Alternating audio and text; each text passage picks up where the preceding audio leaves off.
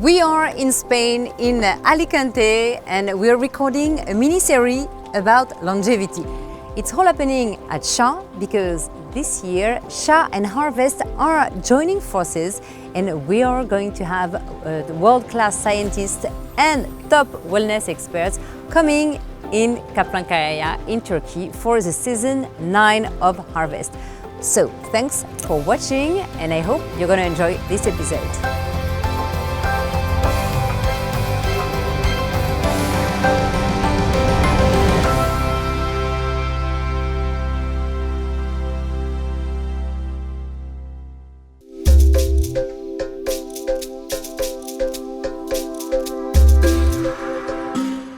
How has well-being become so important, and what is the future of longevity? Welcome to the Harvest Series podcast. Today I have the great pleasure of welcoming Alejandro Bataller, Vice President of SHA, a visionary leader in the world of integrative health and well-being. SHA is a place that has transformed thousands of lives, blending the best of Western medicine and Eastern therapies to help people achieving lasting health and vitality. This episode is particularly special because we are now based in Alicante, where the first SHA was born. Alejandro and I will be talking about the power of holistic well-being, the future of longevity, and if investing in our health is the greatest gift we can give ourselves. Hello, Alejandro. Hello, very happy to be here. Thank you so much for having us in this beautiful villa. I think we're the first guest to sleep in the villa. Yes, first villas at Villa Alma. How are you enjoying it? Oh, lovely. Like, we had a beautiful, beautiful time.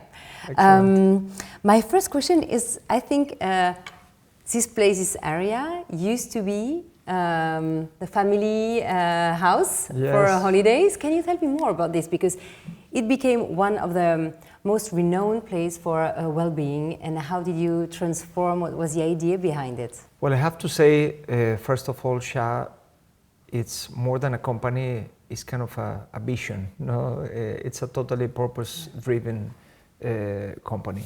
So it started for a personal experience from my father, and that's the reason why we started here, where it used to be our holidays house. So we've born in Argentina. We came to live to Spain 35 years ago. My parents acquired this place where we've been spending holidays for many years. Around 22 years ago, my father received a worrying diagnosis. And a friend of us told us about a doctor who was specialized on what back at its time it was known more as integrative medicine. Now it's more about functional medicine. But when you have such a worrying diagnosis, you're more open to hear and to try new things. And my father went to visit this doctor. He changed completely his nutrition, his lifestyle. And in a matter of weeks, symptoms started to disappear. What did he have? What did he have? It was in Spanish would be like a proliferation of bad cells. Okay. It would be like an abdominal tumor. It's like a early stage of a tumor in the colon. And then he had what is known as a spontaneous remission, something that can happen 1 every 1,000 of cases. But of course, when you've done something about it, you don't think it's that spontaneous, and you link it to the change you've done in your lifestyle. So this was very eye-opening for us. We started to read more about it, to research more about it. We started telling friends and family. As you can imagine, 22 years ago, people were not into well-being. Yeah. So people thought we were kind of crazy. And I was the second family member to go visit this doctor. I had been suffering very strong migraines for like a decade. I was ending university at that time. And same experience. I changed my diet, I changed some habits, and I was able in a couple of weeks to recover my health. How long ago was it after your dad? This was probably 6 to 8 months later. Okay, than so my it's the dad. same. Yeah, same period. So my father, he saw it like a signal. No, he saw it like, we should do something about it. The vision, it was that the system is very focused on sick care, and it's only acting once the individual is sick, and not only once the individual is sick, but once the individual is showing symptoms that usually it's an advanced stage of sickness. And even there, the system is very focused on not so much on the roots or lifestyle, but it's more focused on drugs, medications, or intervention, no? On the symptomatology. So we were started wondering why this is not more known, why people is not directed to change their lifestyle. So my father has been the head and the soul of the project. You know, he was the brave one to start a business, which now makes sense. Let's imagine 22 years ago, wow. To start a business on well-being and longevity. Everyone was thinking it was wrong place, wrong timing. But you know, when you do something, I think in life it's more important why you do things than what you do, because why you do things, it influences greatly on how you do it and why you do it. And this has been from day zero labor of love, no? Labor of sharing a treasure, the treasure of health. And the fact of being 20 years later here working, still hold the family involved. My parents on their late 70s, they still fully involved. And sometimes I want them to relax, but I was just having lunch with my mom. She tells me, this is what I love to do, no? This is what I enjoy. She loves to interact with guests, to interact with the staff. And we all really believe, you know, this is much more than a business. We believe in this lifestyle. We see it's an opportunity to contribute on creating a healthier world, no? And I really think my father has been a visionary, because it was much ahead of this longevity wave that we are living now. So they had, you are three brothers working in the business, and Yes. you said plus one. Plus one. What yes. does it mean? We have a cousin, Juan Pablo, who has been living with us for the last 20 years. So he joined us, and he's actually in charge of operations. So we are the four of us involved on different parts of the business. No? And you're developing, like SHA is taking a new dimension with the opening of Mexico and a future development in the Emirates. That's Can correct. you tell me more about this? Yes. You know, the truth is, SHA is a very difficult concept to replicate, to escalate. This is not like a hotel change, because at the end of the day, we are dealing with people's health, and our value proposition and our method is hyper-personalization. So the level of information, the level of knowledge that we need on each guest, and how we use that to achieve their health goals, the internal coordination that you require, and the level of experts that you require are super difficult to achieve and to replicate.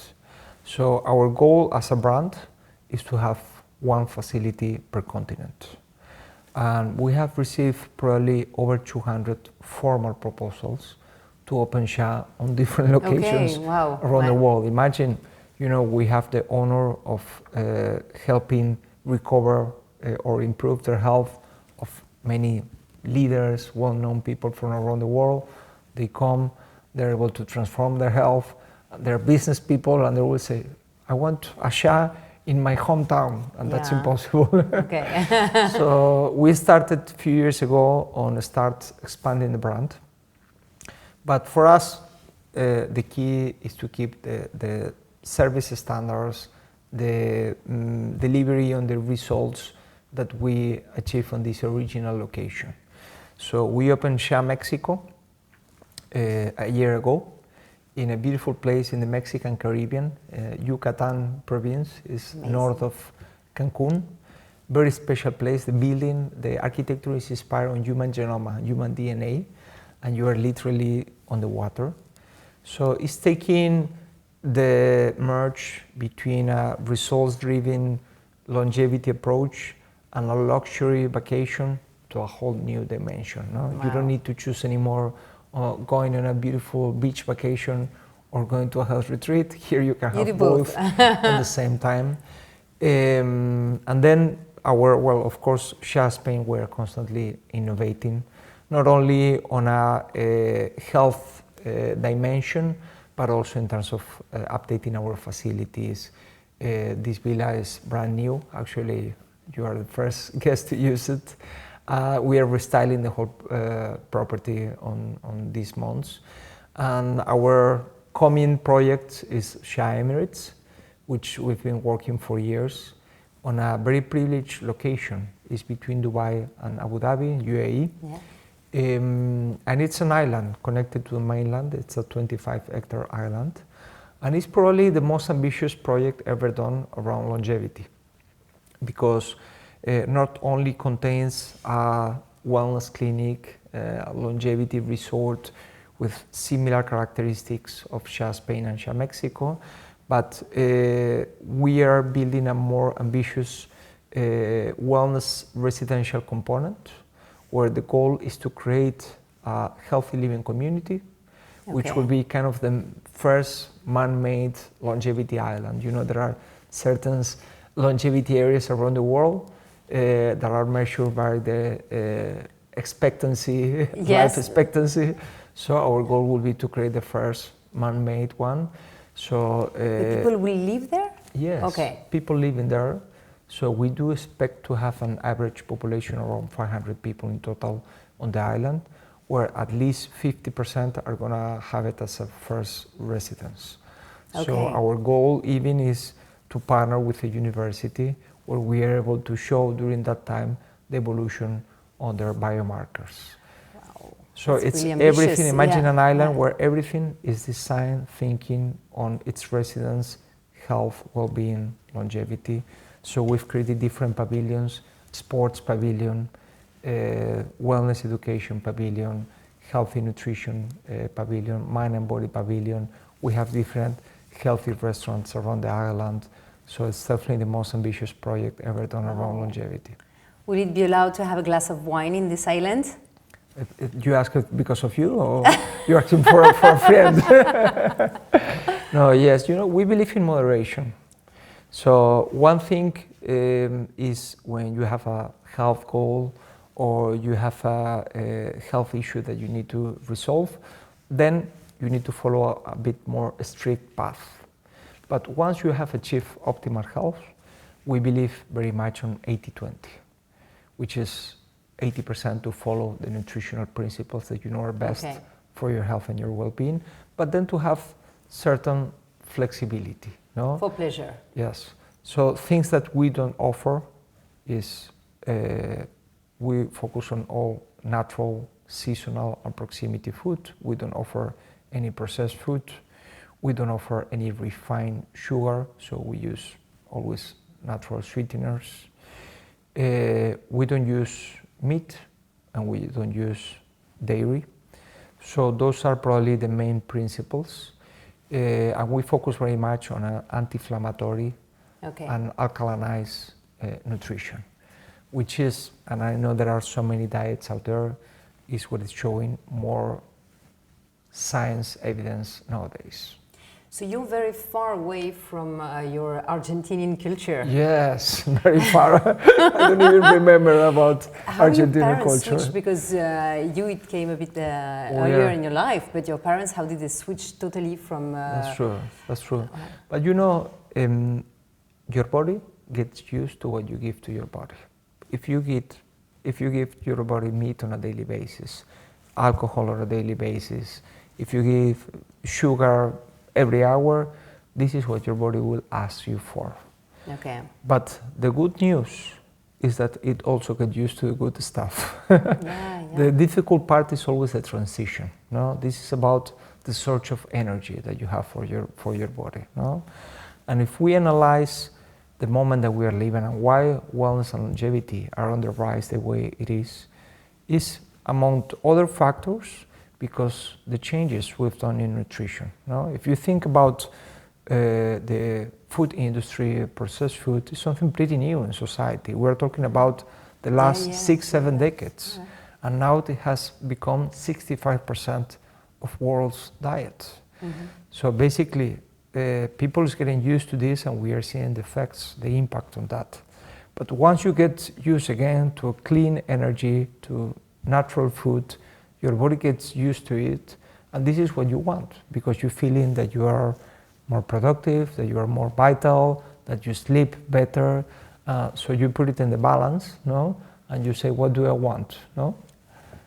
We were talking about this. Is well-being the new status? Before it used to be to have a Ferrari and a beautiful, beautiful necklace, diamond necklace. Now, is it to be in good health? With no doubts. No, I will say that we've moved from focus on products to focus on services, to focus on experiences, on the luxury sector on the last decades. No, and now with no doubts, we recognize health as our main wealth, as the biggest luxury in life. Because if I ask you, what is it more important in life, or what is the main luxury in life, you can think about many things, no? About family, friends, relatives, quality time, professional achievements, personal achievements. But the truth is, there is one that it will be always on the top of the list. Life. You need health, you need vitality to enjoy all of those. So time is a luxury, yes, but investing in longevity, investing in health is getting more time actually, no? And it's very important here the difference between lifespan and health span. If you ask nowadays in society, would you like to live 100 years or would you like to live 120 years? Many people will say no to that. And the reason they say no is because they have the preconception that with 70, 75, 80 years, they're going to be in bad condition, miserable, depending on others, not being able to enjoy life, to travel, to practice sport. But of course, who wants to live longer like this? That would be more than a blessing, it will be a curse, no? But if I tell you that with 100 years, you can be doing this job, if it's what you love in life, or you can be traveling. Enjoying your children, your family. Enjoying your children, your grandchildren, then the situation changes, no? So it's about performance, it's about vitality. At the end of the day, life is a graphic, no? If you look at our biomarkers, vitality, energy, sleep quality, it's a graphic where we reach our top at 30-something, and then the graphic, unfortunately, starts to go down. So what is luxury? When you have achieved many things in life, luxury is to continue having optimal biomarkers, no? What's the importance of technology in all of this? Because you have like very advanced units. So what's your investment in technology? What's your limit in technology? And how are you looking at the trends? I will say, what are the keys to achieve longevity? No? 80% of the formula is lifestyle. And a good example is what we are seeing on what is known as the blue zones. No? We're talking about people who doesn't have that access to longevity, but they're following the key pillars: eating wisely, healthy nutrition, recovery, exercise, and then emotional well-being, connection, feeling love, loving, feeling part of a community. So those are the 4 pillars. And that's 80% of the formula. But then there is another 20% that can be a great help. And when you're looking, let's say you have level 1, which is not dying from a preventable disease, okay? And this is okay for many people, it's enough for many people. But then you have a percentage of the society who wants to go to the next level, which is enjoying your full capacity, enjoying your best version at any stage of life. And when you want to reach that point, then is when it comes science, when it comes technology. No? So in there are different areas. And the level of investment on research, on innovation of SHA is very high. Because our goal is not just, longevity is an industry that it's evolving, it's booming, the industry. And our goal is not to keep up. Our goal is to lead the industry. So this is how seriously we take it, that we are not looking for seeing what other people are doing to apply it in SHA. No, we are researching to create what other Wow. people will apply in other places. So we have very high level of investment. And technology, it is very important. It is crucial on preventive diagnosis. And let's say there are two ways on preventive diagnosis. One is what you can find in a conventional medical facility, which will be a traditional medical checkup. That can be very extensive, but that's focused not so much on optimizing health, it's more focused on detecting illness to act on time. The type of preventive diagnosis, I like to call it more health screening, no? Health optimization, where we are seeing, we do think that you are okay, we will detect if there is something wrong, but our goal is to see you're okay. Let's see what are the areas of opportunities to be from okay to great. No? This is where we focus. So measuring from your what is known as fitness age, V2 max, cardiopulmonary respiratory capacity, to physical stress, mental stress, cognitive capacity, of course, body composition, bioenergetic medicine, being able to measure everything that can help you to move from good to great. So preventive diagnosis is key. And then there are many different areas: revitalizing medicine, plasmapheresis, IV therapy, stem cells. Yeah. That is kind of the future on the sector, and it still is under a strong regulation. The problem or the challenge that longevity medicine is facing is that usually when you're talking about a new addition on conventional medicine, usually from the moment that they start researching and the moment they see the light, it can take from 10 to 50 years on that process. And longevity is growing like this. So you're seeing different countries adopting different regulations. And a good example is stem cells, where in Europe you can only use autologous stem cells, which are from your own body. And then you have countries as Japan or Mexico that do allow to use mesenchymal stem phase, which is from a bank of stem cells, looking for the one that is more effective in base. Do you do that in Mexico? We do that in SHA? Mexico, okay. Yes. And how can it change the life of people? Well, immunity boost, of course, rejuvenating your organism, and you can see it on different biomarkers, vitality, but then in terms of autoimmune diseases, in terms of articulations, it's super interesting. Wow. So let's say you're a couple and you book a week here in Alicante. How does it happen? Do you do like improvisation or you book earlier? No, improvisation is not a word we use at SHA. So what's happening? How does it happen? How is it? Good, very good question. So until now, until last week, we had 5 super established health programs that we perfect and evolve every year. So longevity and prevention, optimal weight and detox, rebalance and energize. We have an intensive program, and then we have what we call leaders performance, which is a growing segment, and we've seen the evolution at SHA. Leaders who want first to improve their performance, their productivity, but second, keep always their optimal health under continuous demand and stress. And usually people, they look and they have clear what they want to do.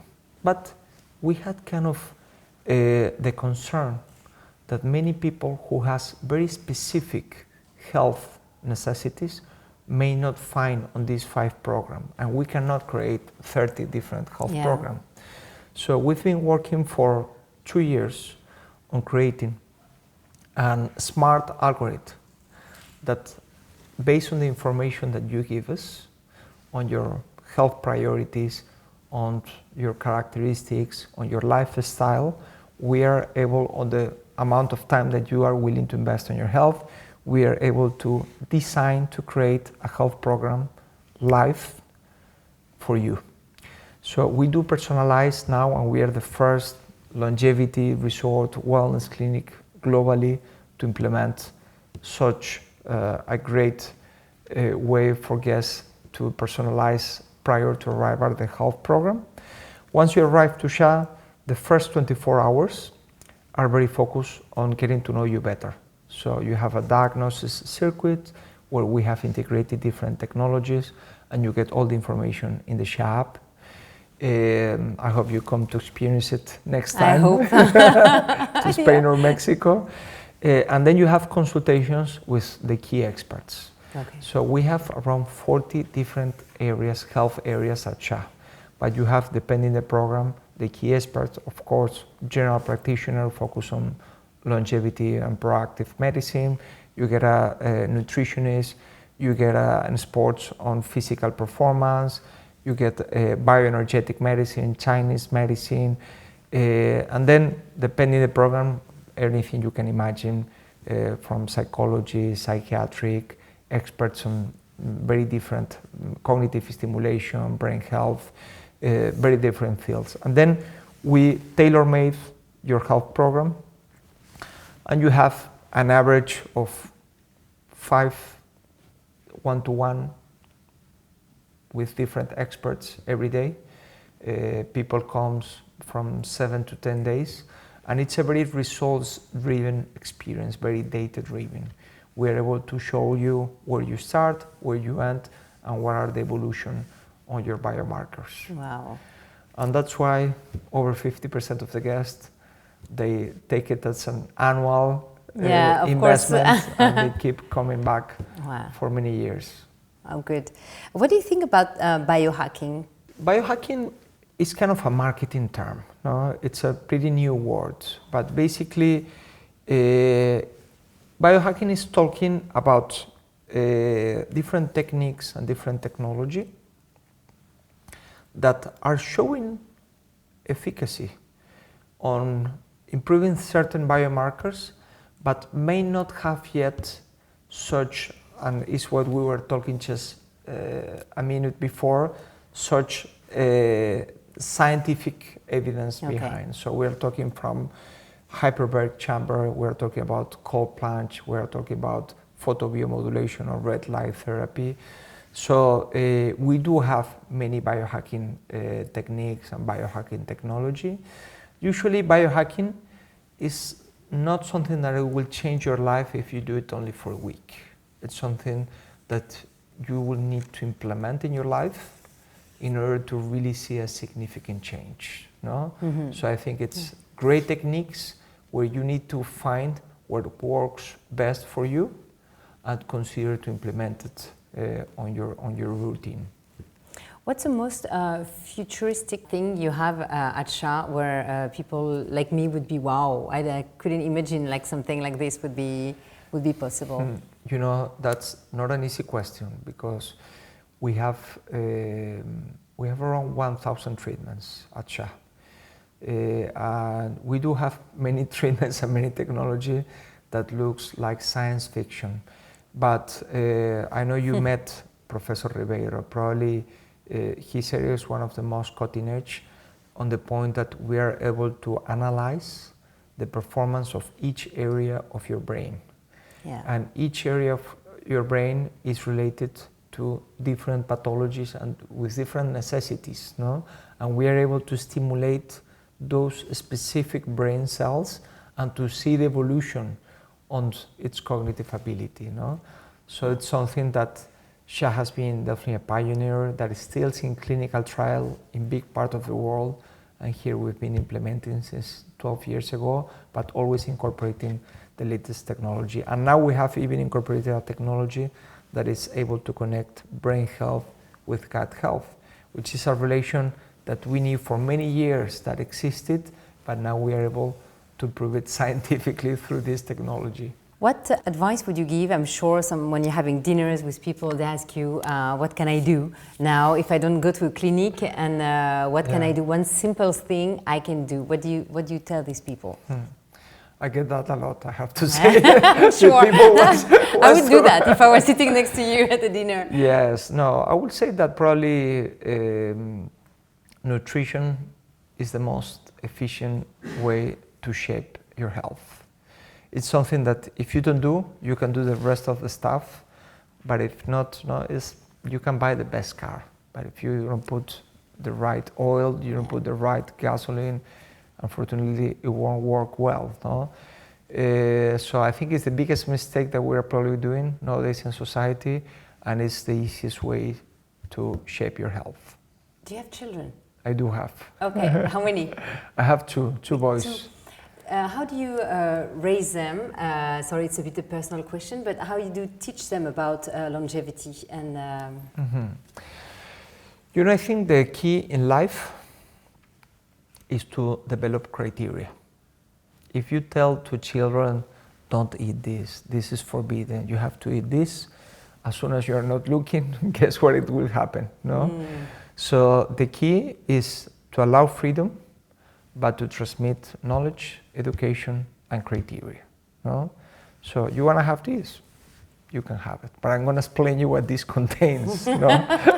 Killing the joy of the candy. Yes, no, but it's everything. You can have it in moderation, no? But of course, this, whatever, is designed to taste well, is designed to be addictive, is designed to like you, so it's normal that you like it, no? Yeah. Explaining. So it's explaining them, it's developing criteria, and then is making attractive the right way, not making attractive what is healthy. So we cook together a lot at home. We have a small organic garden at home, showing them that food is not coming from a can, is not coming from a box, because someone who is under 12, 15 may think that food is coming from a can or a box, no? Because it's what you see when you go to the supermarket. Do you apply the rule of 80-20 for you? I do apply it, and I have to say, in the beginning, it wasn't like this. You know, when I started, I went very strict. So I haven't had a coffee for 10 years. I cut 100% dairy, sugar, meat, alcohol. And first I noticed this was kind of limiting, especially when you're traveling, when you're dining outside, when you're assisting events. I was feeling great. I was very thin, even thinner, but I was feeling great energy. I was sleeping amazing. But we had a gentleman who was big expert on nutrition, working with us for 5 years in the very beginning. He was a Japanese gentleman named Misho Kushi. He wrote hundreds of books about nutrition.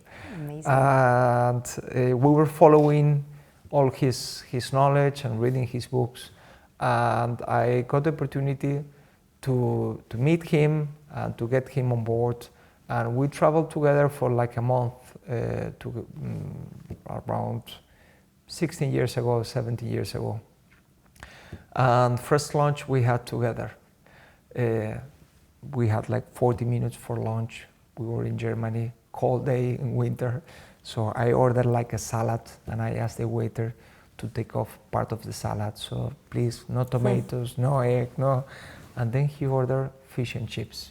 And I was like, oh my God, my guru is ordering fish and chips. I can't believe it. So I asked him, Mr. Kushi, did you just order fish and chips? Yes. Why? I said, well, this is not the base of the food pyramid you promote. He exactly transmit me that 80-20. I say, life is about balance. No, the key is, knowledge is power. The key is to have the education, to have the knowledge. So when you want to take care of yourself, you know how to take care of yourself. But also, if you are healthy, if you are in your right weight, if you don't have any health issues, why not enjoy of that 20%? No, and sometimes psychologically, emotionally, the fact of saying no to that 20%, it may have a more negative impact in your health than not having it and be suffering, no? Yeah, totally. For not having it. Okay. Well, I think we're The problem is to administrate the 20%, because many people switch it. They have a very generous 20%, so the 20 ends up becoming the 80. No? Exactly, and then when you open the door, we're going to end up this, unless you have something you want to add? No, not really. No, I think, health, it's a journey. It's not something that you come for a week and you detox. I think that's the old concept that many had on wellness. I think the generation that we have the honor of attending nowadays is more and more people who see it as a journey, continuously evolving. And I don't know if you had the opportunity to walk around SHA, but you will be surprised to see many people under 30s, many people under 40s, many young, fit, good-looking people, and you may wonder why is these people here? Why they're already healthy, you know? And the way is because they're investing in their health. They see it as a journey, and they do appreciate that it's the biggest luxury in life. Yeah, definitely. People are more and more educated and younger now. Thank you for such wisdom and sharing all your knowledge. And I enjoyed very much this conversation with you, and I look forward to welcome you in SHA next time, not only for this great podcast, but also to take care of you. Thank you so much. Beautiful, and we're very happy to have you in Kaplankaya in Turkey too soon for the Looking ninth forward season. very much, very excited. Yeah, thank you so much. Thank you, Alejandro. A pleasure.